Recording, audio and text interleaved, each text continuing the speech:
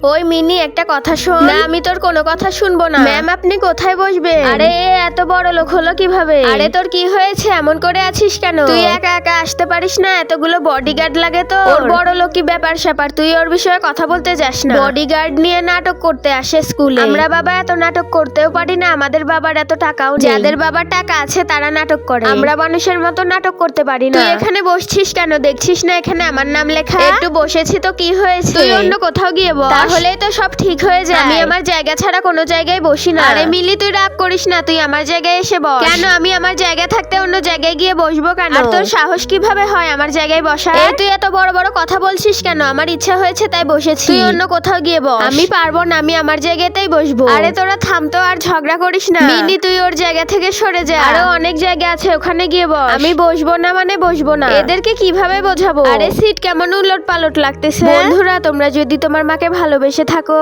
আর এই ছবিটিকে সুন্দর মনে করে থাকো, তাহলে ভিডিওতে একটি লাইক করে চ্যানেলটি সাবস্ক্রাইব করে দাও।